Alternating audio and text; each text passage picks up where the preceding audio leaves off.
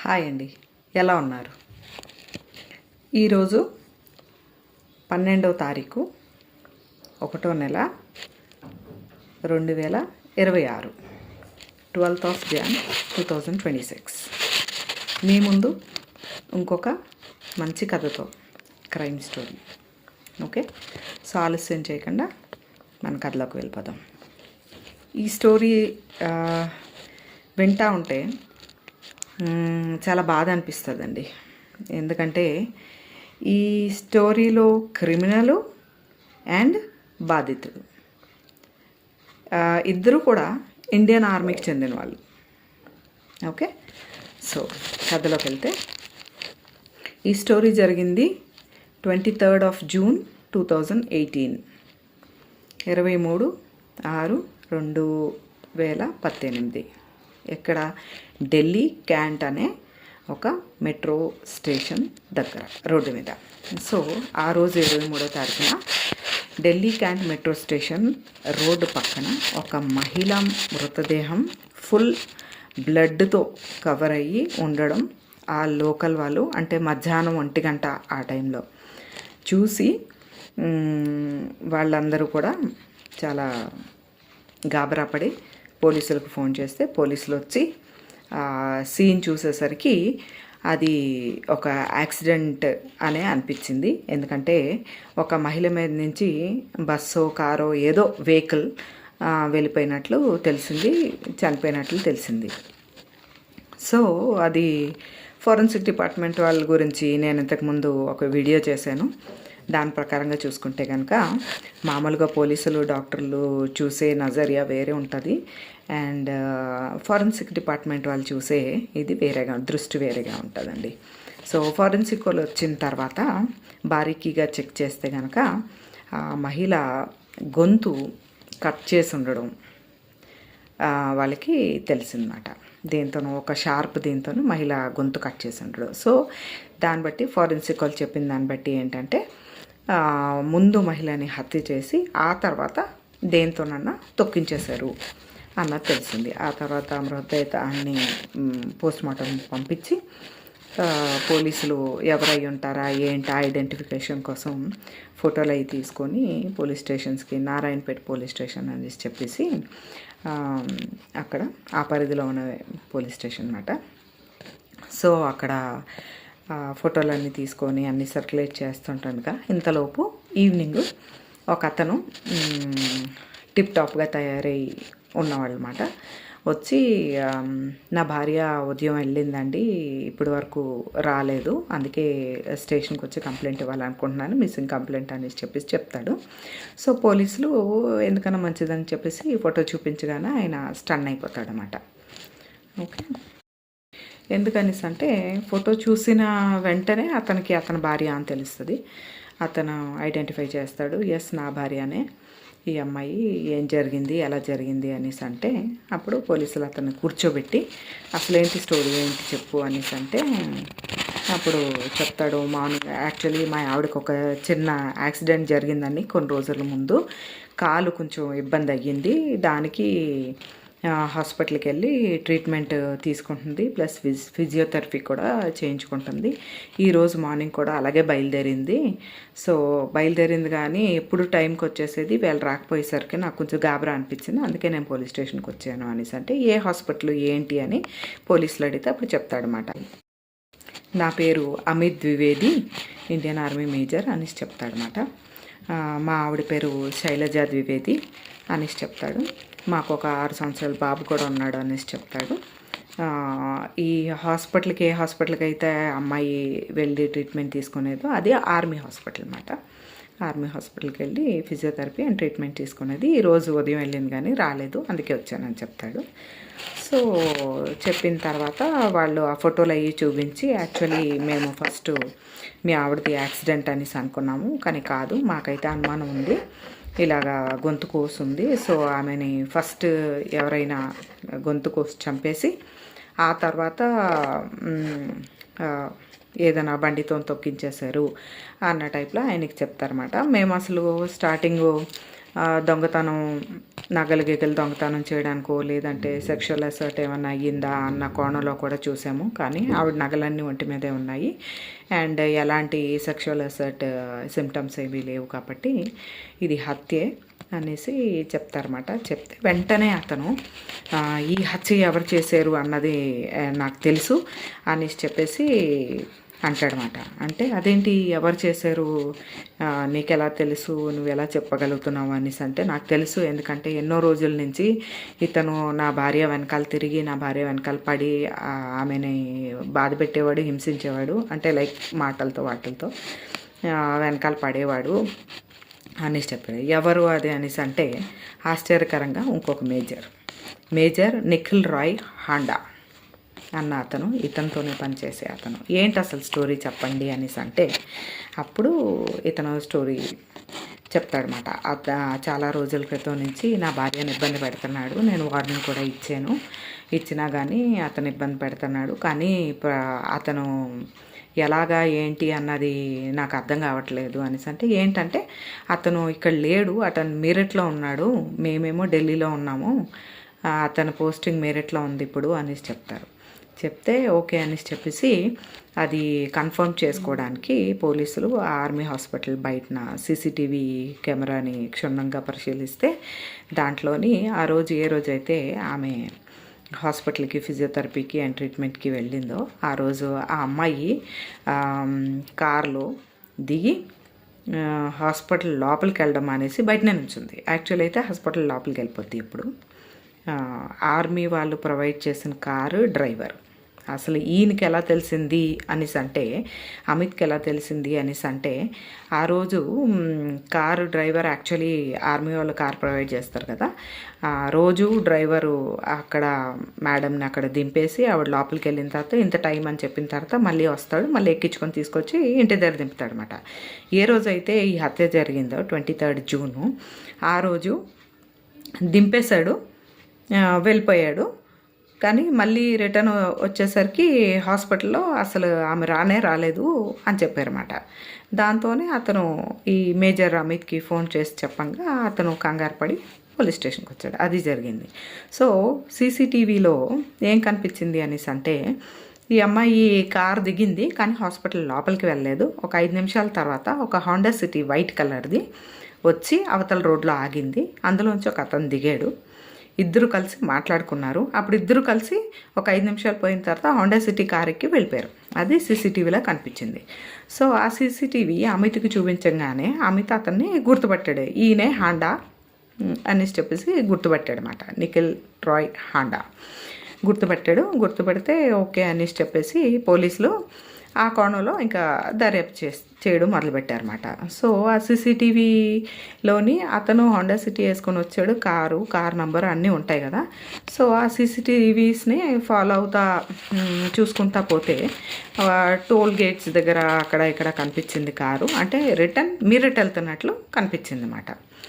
So పోలీసులు ఏం చేశారంటే లాభం లేదు, అదే రూట్లో మనం కూడా వెళ్ళాలి, ఇతను ఇక్కడ ఈమెని చంపేసి మళ్ళీ మీరేట్ పారిపోయినట్లు ఉన్నాడు అన్న దీని మీద పోలీసులు కూడా వెళ్తారన్నమాట. సేమ్ రూట్లో వెళ్తే ఇంతకీ అక్కడికి వెళ్ళిన తర్వాత నిఖిల్ హాండా యాక్చువల్లీ ఒక దగ్గర అరెస్ట్ అయిపోతాడు. ఎక్కడ అనేసి అంటే ఆర్మీ బేస్ ఏదైతే ఉంటుందో మీరట్లో అక్కడి నుంచి వేరే హైవే వైపు వెళ్తూ అరెస్ట్ అవుతాడు. అరెస్ట్ అయినప్పుడు అతన్ని గుర్తించి పట్టుకొని పోలీసులు అరెస్ట్ చేసి ఢిల్లీ తీసుకొచ్చి అతన్ని అడుగుతారు, అసలు ఏంటి, ఎందుకు చంపాల్సి వచ్చింది, ఏంటి అసలు స్టోరీ అని అడిగితే అప్పుడు అతను మొత్తం స్టోరీ చెప్తాడనమాట. స్టోరీలోకి వెళ్తే ఏంటంటే 2015లో నాగాల్యాండ్ ధీమాపూర్ అన్న దగ్గర వీళ్ళిద్దరికీ ఒకేసారి పోస్టింగ్ అయింది. ఎవరికి? అమిత్ అండ్ ఫ్యామిలీకి అండ్ ఈ హాండా అండ్ ఫ్యామిలీకి. కానీ అమిత్ భార్యతోని కొడుకుతోనూ వచ్చాడు, కానీ హాండా మాత్రం ఫ్యామిలీని తీసుకురాలేదు, ఒంటరిగా ఉండేవాడు. సో అక్కడ ఇద్దరు మేజర్సే కాబట్టి కొంచెం ఎక్కువ మాటలు ఇట్లు డ్యూటీసు అన్నీ ఒకలాగే ఉంటాయి కాబట్టి మెల్లిగా పరిచయం కాస్త ఫ్రెండ్షిప్ అయింది. ఫ్రెండ్షిప్ అయిన తర్వాత అతను ఇతన్ని సింగిల్గా ఉంటున్నాడు కాబట్టి ఇంటి భోజనానికి దూరంగా ఉంటున్నాడు కాబట్టి అతన్ని ఒకరోజు భోజనానికి ఇంటికి పిలిచాడు. అదే అతను చేసిన తప్పు. ఇంటికి పిలిచి భోజనం తిన్న తర్వాత అక్కడ ఫస్ట్ టైము ఈ హాండా అతను శైలజని చూశాడనమాట. శైలజ గురించి చెప్పాలి అనేసి అంటే చాలా చాలా చాలా అందంగా ఉంటుంది. మీకు నేను ఫొటోస్ కూడా పెడుతున్నాను చూడండి. ఆమె చాలా బ్యూటీ కాంటెస్ట్లు కూడా విన్ అయ్యింది అండ్ చాలా తెలివైంది. చాలా అంటే చాలా అందంగా ఉంటుంది అనమాట. సో ఇతను ఆమెని అక్కడ ఫస్ట్ టైం చూసి ఇంకా అతని పని అయిపోయింది అనమాట. ఎంత అందగత్తా అనేసి చెప్పేసి. సో ఆ పరిచయం కాస్త ఒకసారి వచ్చి భోంచేసింది, రెండోసారి, మూడోసారి, నాలుగోసారి ఇంకేంటంటే ఫ్యామిలీ ఫ్రెండ్స్ లాగా అయిపోయి రోజు రావడం మొదలుపెట్టారు. దీంతోపాటు ఈవిడితోని పరిచయం కూడా కొంచెం ఎక్కువ వేరే లెవెల్కి వెళ్ళిపోయింది. ఇంకా రోజు అమిత్ డ్యూటీకి వెళ్ళినప్పుడు వీళ్ళిద్దరూ ఫోన్లో మాట్లాడుకోవడం మొదలుపెట్టారు. ఈ ఫోన్లో మాట్లాడలేకపోయి కొన్ని రోజులకి అది వీడియో కాలింగ్ అయిపోయింది. వీడియో కాల్ చేసుకునేవారు. అలాగా 2017 అంటే 2 years మాట్లాడుకుంటూనే ఉన్నారు. అంటే రిలేషన్ అంతా గట్టిపడిపోయి ఉంటుంది చూడండి. ఒకరోజు 2017లో అమిత్ వీళ్ళిద్దరిని ఆ వీడియో కాల్స్ చేసుకుని మాట్లాడుకునేటప్పుడు పట్టేసుకుంటాడు. అంటే లైక్ దొరికిపోతారు మాట వాళ్ళు. దొరికిపోయిన తర్వాత ఇద్దరికి కూడా వార్నింగ్ ఇస్తాడు. భార్యకి వార్నింగ్ ఇస్తాడు, వెళ్ళి అతనికి కూడా వార్నింగ్ ఇస్తాడు. ఏంటంటే నువ్వు నా భార్యకి దూరంగా ఉండు, ఇంక చాలు, మా ఇంటికి రావడం మానే, వదిలే, నేను ఏమీ అనట్లేదు, ఏమీ చేయట్లేదు, తప్పు 2 చోట్ల నుంచి జరుగుంటుంది కాబట్టి ప్లీజ్ నా భార్యని ఇంకా కాంటాక్ట్ చేయడానికి ట్రై చేయకు అని చెప్పేసి వార్నింగ్ ఇస్తాడు. అతనికి భార్యకి కూడా చెప్తాడు, మనకి ఒక బిడ్డ ఉన్నాడు, సో మనం ఇలాగ రాంగ్గా ప్రార్థించకూడదు, ఇది ఫస్ట్ అండ్ లాస్ట్ వార్నింగ్ నీకు, అతనితో దూరంగా ఉండని చెప్పి వార్నింగ్ ఇస్తాడు. సో ఆమె నార్మల్ అయిపోద్ది. చాలా రోజులు అతను హాండా కాల్ చేసినా కానీ ఈమె రెస్పాండ్ అవ్వదు. కానీ హాండా మాత్రం వదలడు, ట్రై చేస్తూనే ఉంటాడు అన్నమాట. సో ఏమవుతుందంటే ఇలా ఉండగా ఒకరోజు అమిత్కి ఢిల్లీ ట్రాన్స్ఫర్ అయిపోద్ది. ఢిల్లీ ట్రాన్స్ఫర్ అవ్వగానే ఇంకా భార్యని కొడుకుని తీసుకొని అమిత్ ఢిల్లీ వచ్చేస్తాడు అన్నమాట. 2018లో ఢిల్లీ వచ్చేస్తాడు. ఢిల్లీ వచ్చిన తర్వాత అక్కడే డ్యూటీ చేసుకుంటుంటాడు. ఈ హాండా మాత్రం ఈవిని మాత్రం అరెస్ట్ చేయడం మాండవ్. ఫోన్లు చేస్తూ ఉంటాడు, చాలాసార్లు ఆన్సర్ చేయదు, విసిగిపోయి ఆన్సర్ చేసి నువ్వు నాకు కాల్ చేయకు అని చెప్పడం ఇవన్నీ జరుగుతాయి. కానీ వదలడు. సరే మామూలుగా మాట్లాడడం మొదలుపెట్టిన తర్వాత ఇంక వీడియో కాల్స్ అయ్యేమి ఉండవు, నార్మల్గా మాట్లాడడం. కానీ ఈసారి డిఫరెంట్ అన్నమాట. అంటే ఇంతకు ముందంత ఇంట్రెస్ట్ లేకపోవటం, ఇంతకు ముందంత బాగా మాట్లాడకపోవటం, ఇంతకు ముందంత లైక్ కాన్వర్జేషన్లో ఇన్వాల్వ్ అయిపోవడం అలాంటివి ఏమి ఉండవు అన్నమాట. పై మాటలు అండ్ సరే నాకు పని ఉంది అని పెట్టేయటం ఇలాగా ఇగ్నోర్ చేస్తూ ఉంటుంది అన్నమాట. అది అతనికి నచ్చదు. ఈలోపు అతనికి యాక్సిడెంట్ కోసం కూడా తెలుస్తుంది. యాక్సిడెంట్ అయ్యింది, ఇలాగా కాలుకి ఇది అయ్యింది, ఫిజియోథెరపీకి వెళ్తుంది అన్నది తెలుస్తుంది. తెలిసిన వెంటనే అతను ఏం చేస్తాడంటే 2వ తారీఖున 23వ తారీఖున ఈ క్రైమ్ సీన్ జరిగింది. జూన్ నెలే 2వ తారీఖున 2వ తారీఖు ముందు యాక్సిడెంట్ అయిందన్నమాట. 2వ తారీఖున అక్కడి నుంచి ఇక్కడికి వచ్చేసి నాకు మైగ్రేన్ తలనొప్పి ఉంది, నేను ఏదో పని మీద ఇక్కడికి వచ్చాను, నాకు ఆర్మీ హాస్పిటల్లో నన్ను జాయిన్ చేసుకొని నాకు ట్రీట్మెంట్ ఇవ్వండి అనేసి అంటే మైగ్రేన్ హెడేక్ ఏమి ఎవరు జాయిన్ చేసుకోరు, ఏదో నార్మల్ ట్రీట్మెంట్ ఇచ్చేస్తారు. ఏంటి అతని బాధ, ఈ అమ్మాయి ఇక్కడ ఫిజియోథెరపీకి వచ్చినప్పుడు ఆ అమ్మాయిని కలవచ్చు, మాట్లాడవచ్చు అన్నది టచ్లో ఉండొచ్చు మళ్ళీ అనేసి. కానీ ఆ ప్లాన్ ఫెయిల్ అయిపోద్ది. ఎంతకు దిగజారుతాడు అంటే బాగా తందురుస్తుగా హ్యాపీగా హెల్తీగా ఉన్న తన కొడుకుని, తనకు కూడా కొడుకుంటాడు, ఒక 6-7 years కొడుకుంటాడు. ఆ కొడుకుని నా కొడుక్కి బాగాలేదు, లోపల ఏటో అవుతుంది, ఈ స్కాన్లు గేన్లు అన్నీ చేయండి, అది చేయండి, ఇచ్చేయండి అని చెప్పి బలవంతంగా ఆ కొడుకుని తీసుకొచ్చి హాస్పిటల్లో అడ్మిషన్ ఇప్పిస్తారు. అడ్మిషన్ ఇప్పించగానే పిల్లోడికి తో పాటు ఉండడానికి ఒకరిని పర్మిట్ చేస్తారు ఆర్మీ హాస్పిటల్లో. సో నేనే ఉంటాను, నా భార్య ఉండడానికి అవ్వదు, నేనే ఉంటానని చెప్పేసి ఇతను కూడా కొడుకుతో పాటు హాస్పిటల్లో ఉండి నటిస్తాడనమాట. ఏంటి, ఈమె హాస్పిటల్ లోపలికి వస్తుంది, ఎలాగన్నా కలవచ్చు అనేసి చెప్పేసి. ఈసారి ప్లాను కామయాబ్ అయిపోతాడు. అతను 2-3 సార్లు ఆవిడని కలిస్తే ఆవిడ కలవడానికి ఒప్పుకోదు. లేదా చేదరించుకుంటుంటుంది, వద్దంటుంటుంది. సో ఇంకా అతనికి పిచ్చి పట్టేస్తుంది. ఎంతలాంటి పిచ్చి పట్టేస్తుంది అంటే, నువ్వు నీ మొగుడిని వదిలేసేయి, నేను నా భార్యను వదిలేసి మన ఇద్దరం పెళ్లి చేసుకుందాం అనేసి చెప్పేసి. అంటే ఈ అమ్మాయి అంటది, ఏంటి అంత సీన్ లేదు, నేను నా భర్తను వదిలే సీన్ ఏం లేదు, నేను నిన్ను పెళ్లి చేసుకోవడం జరగదు అనేసి. అంటే అలా కాదు అని చెప్పేసి కాళ్ళ వేళ పేడ బట్టమాల చేస్తే ఇంకా కొంచెం కట్ చేసేస్తుంది అతన్ని. అంటే 10 కాల్స్ దగ్గర 1 కాల్ మాట్లాడుతుంది. అలాగా కొంచెం మెల్లిమెల్లిగా అవాయిడ్ చేస్తూ ఉంటుంది అన్నమాట. సో ఏం చేయాలో అర్థం అవ్వదు, బుర్ర తిరిగిపోయి ఉంటాడు. ఆ రోజు 23వ తారీఖు జూన్ 2018 తారీఖున ఆ అమ్మాయికి ఫోన్ చేసి, సరే వద్దులే, పెళ్లి చేసుకోవద్దు, ఏమీ వద్దు, మన స్నేహం కూడా ఆపేద్దాం, కానీ ఒక్కసారి ఆఖరిసారి నన్ను వచ్చి కలు, ఒక్క 10 నిమిషాలు నీతో మాట్లాడిన తర్వాత నేను రిటర్న్ వెళ్ళిపోతాను అనేసి చెప్తాడనమాట. అని చెప్తే ఆ అమ్మాయి చేసిన పొరపాటు ఏంటంటే కలవడానికి రావడం. ఇలాంటప్పుడు కలవకూడదు అసలు. ఇలా ఒక్కసారి అంటారు కదా, ఆల్రెడీ వాళ్ళ మైండ్లో ప్లాన్స్ ఉన్నాయని తెలుసుకోవాలి. సో ఈ అమ్మాయి సరే ఒకేసారి అంటున్నాడు కదా అనేసి చెప్పేసి వస్తుంది. ఆ రోజు సీను సీసీటీవీలో రికార్డ్ అయింది. ఏదో చెప్తాడు, కార్లో ఎక్కించుకెళ్తాడు. కొంత దూరం వెళ్ళిన తర్వాత కారు ఆపి మాట్లాడుకున్నప్పుడు చాలా ఫోర్స్ చేస్తాడు ఆ అమ్మాయిని. లేదు, నేను పెళ్లి చేసుకుంటాను నిన్ను, నువ్వు లేకుండా ఉండలేను, అది ఇది అని చెప్పేసి. ఎంతవరకు అంటే అదే కారులో ఆ అమ్మాయి ఉంటుండగా అతని భార్యకు ఫోన్ చేసి, నేను నీకు విడాకులు ఇచ్చేస్తున్నాను, నేను ఇంకొక అమ్మాయిని పెళ్లి చేసుకుంటున్నాను, నువ్వు రెడీగా ఉండు అని చెప్పి ఈ అమ్మాయి ఎదురుగే భార్యకి ఫోన్ చేసి చెప్తాడు. అండ్ ఈ అమ్మాయికి కూడా వార్నింగ్ ఇస్తాడు. ఏమని, నేను నా భార్యకి చెప్పేశాను, నువ్వు కూడా ఆడికి ఫోన్ చేసి చెప్పేసాయి నీ భర్తకి, లేదా నువ్వు ఇక్కడి నుంచి వెళ్ళిన వెంటనే అతనికి విడాకుల నోటీస్ పంపించేసాయి, నేనైతే నేను పెళ్లి చేసుకోకుండా ఉండను, నువ్వు నన్ను చేసుకోవాల్సిందే అనేసి అంటాడనమాట. ఆ అమ్మాయికి అప్పుడు కోపం వచ్చేస్తుంది.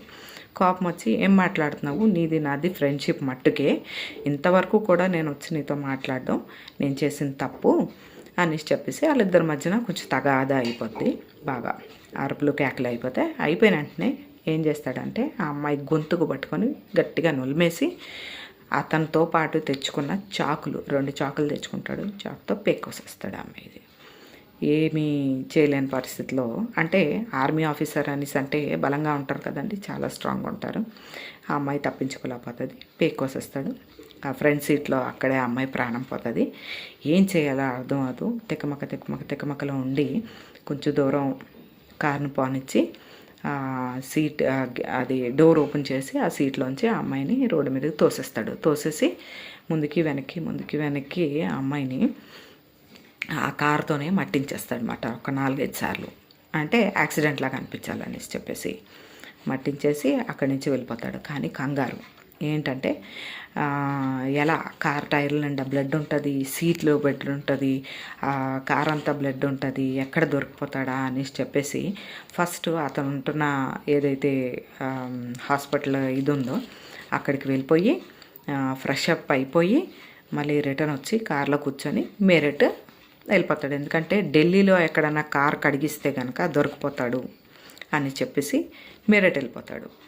ఆ మేరట్ వెళ్ళిపోయి ఆ కార్ కడిగిద్దాం అనేసి ఆ కార్ కడిగిచ్చే ముందు నేను మేరట్లోనే ఉన్నాను అని నిరూపించుకోవడానికి ఒకసారి ఆఫీస్కి వెళ్ళి అందరికీ కనిపించి అటు నుంచి మళ్ళీ కార్ తీసుకొని ఎక్కడో కడిగించడానికి వెళ్తున్నప్పుడు మన పోలీసులు పట్టుకుంటారు, ఢిల్లీ పోలీసులు పట్టుకుంటారు అన్నమాట. దీన్ని బట్టి మీరు ఏమనుకుంటారు అన్నది చెప్పండి నాకు. ఈ హోండా సిటీ కార్ కూడా దొరికేసింది, ఆ కార్ నిండా బ్లడ్, దాంట్లో 2 చాకులు ఇవన్నీ దొరికాయన్నమాట. అయితే ఇంతలోపు మళ్ళీ ఏం చేశాడు, ఆ అమ్మాయి మొబైల్ ఎక్కడో దూరంగా తీసుకెళ్ళి విసిరేశాడు. వీడి మొబైల్ ఉంటుంది కదా హోండా, ఇతని మొబైలు తీసుకొని పోలీసులు అవన్నీ చూస్తే కనుక నమ్మడానికి కాదు, లాస్ట్ 6 monthsలో అతను ఆ అమ్మాయికి 3,352 కాల్స్ చేశాడు. లాస్ట్ కాలు అదే రోజు 23వ తారీఖు 12 గంటలకి లాస్ట్ కాల్ ఉంది.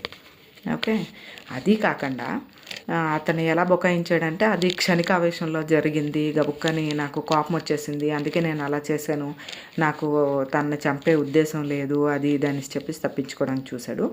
కానీ మొబైల్ హిస్టరీలో చూస్తే ఏ మొబైలు ఇతనికి ఈ మొబైల్ కాకుండా రెండో మొబైల్ ఒకటి ఉంది. ఆ రెండో mobile, first mobile office purpose use చేస్తాడో అందులో ఏం లేదు. రెండో మొబైలు ఏదైతే ఉందో యాక్చువల్లీ దాన్ని ట్రేస్ చేసుకొని మీరట్ వెళ్ళారు. సో ఆ మొబైల్ హిస్టరీ ఓపెన్ చేసి ఏంటేం చేశాడు ఏంటి అన్నది చూస్తే దాంట్లో ఫేస్బుక్ ఇతను ఢిల్లీలో ఒక పెద్ద సేట్ అన్న టైప్లో క్రియేట్ చేసి ఒక ఇద్దరు అమ్మాయిలను ఆల్రెడీ ట్రాప్ చేసి పెట్టాడు. ఈ అమ్మాయితోని మాట్లాడి అమ్మాయి గొంతు కోసిన రోజున కూడా ఆ ఇద్దరు అమ్మాయిలతోని మంచిగా చాటింగ్ చేసుకున్నాడు. అంటే ఈ హనీ ట్రాప్స్ అంటే మనీ ట్రాప్స్ అనుకోండి. ఎందుకంటే పెద్ద సేటుని నేను పెద్ద డబ్బుగాలోని అన్న టైప్లో అమ్మాయిల్ని పడేసేయటానికి ఇద్దరు అమ్మాయిలతో లూప్లో ఉన్నాడు అయ్యా. సో అండ్ అదే కాకుండా బ్రౌజర్ హిస్టరీలోకి వెళ్ళి చూస్తే కనుక how to kill a person and అన్నది అండ్ ఇంకా చాలా విధాలుగా ఎలా ఎలా ఎలా హత్య చేయాలి, ఎలా తప్పించుకోవాలి అన్నది ఇంటర్నెట్లో చాలా మార్లు సెర్చ్ చేసినట్లు ఉందన్నమాట. సో ఇది కోల్డ్ బ్లడెడ్ మదర్. అండ్ ఎందుకంటే ముందుగానే అతను ఆ అమ్మాయి ఒప్పుకోకపోతే కనుక చంపేస్తాను అని ఫిక్స్ అయ్యాడు కాబట్టి ఒకరోజు ముందు ఇవన్నీ బ్రౌజ్ చేశాడు. ప్లస్ కార్లో 2 కత్తులు పెట్టుకొని వచ్చాడు. సో ఇవన్నీ చూసి పోలీసులు అతన్ని క్షమించలేదు. కోర్టులో కేసు నడిచింది, అతనికి శిక్ష పడింది అండ్ ప్రస్తుతం జైల్లో ఉన్నాడు. యావజ్జీవ కారాగార శిక్ష అంటే 14 సంవత్సరాలు. ఇది ఎంతవరకు సమంజసం అన్నది మీరు నాకు కమెంట్లో పెట్టండి. అండ్ ఆడవాళ్ళు ఈ వీడియోలోని ఆ అమ్మాయి చేసిన తప్పేంటి అనేసి అంటే ఒక్క ఆఖరిసారి నీతో మాట్లాడతాను అనేసి అంటే సరే అనేసి అతను కార్లో కూర్చొని వెళ్ళడం, ఆమె ప్రాణాలు పోయాయి. చాలా కథల్లో వినుంటారు మీరు, చాలా స్టోరీస్లో, చాలా ఇన్సిడెంట్స్లో ఏంటి అంటే ఒక్క ఆఖరిసారి, ఒకే ఒక్కసారి, ఒక్క last time, only one last time అని ఎవరు బతిమాలుతారో ఆ వన్ లాస్ట్ టైం మాత్రం వెళ్ళకండి. ఎందుకంటే ఆల్రెడీ లాస్ట్ టైం అన్నారు అంటే అంత సాడిజం చూపించి లాస్ట్ టైం ఇంకా నేను నిన్ను ఇబ్బంది పెట్టను అన్నారంటే ఆల్రెడీ బుర్రలో ప్లాన్ ఉందని అర్థమాట. జాగ్రత్తగా ఉండండి. అండ్ ఇలాగా దేశాన్ని రక్షించే వీళ్ళే, మేజర్ హోదాలో ఉన్న వీళ్ళే ఇలాంటి కిరాతకత్వం చేస్తారు అనేసి అంటే ఇంకేం దేశాన్ని రక్షిస్తారు, ఇంకేమి శత్రువుల నుంచి మన కోసం పోరాడతారు. ఇది ఎంతవరకు ఈ స్టోరీ మిమ్మల్ని ఇన్స్పైర్ చేసింది అండ్ ఆ నిఖిల్కి ఓన్లీ యావజ్జీవ కారాగార శిక్ష సరిపోతుందా లేదా, ఆ అమ్మాయి చేసింది కూడా తప్పేనా కాదా, ఇప్పుడు ఎవరి జీవితాలు బలైపోయి ఏంటి, మీరేమనుకుంటున్నారు అసలు ఈ స్టోరీ గురించి కామెంట్స్లో రాయండి. ఈరోజు స్టోరీలో ఇంతే. సో మీరు జాగ్రత్త, మీ పిల్లల జాగ్రత్త, మీ కుటుంబం జాగ్రత్త. రేపు మళ్ళీ ఇంకో కొత్త స్టోరీతో మీ ముందు హాజరవుతాను. అంతవరకు బాయ్.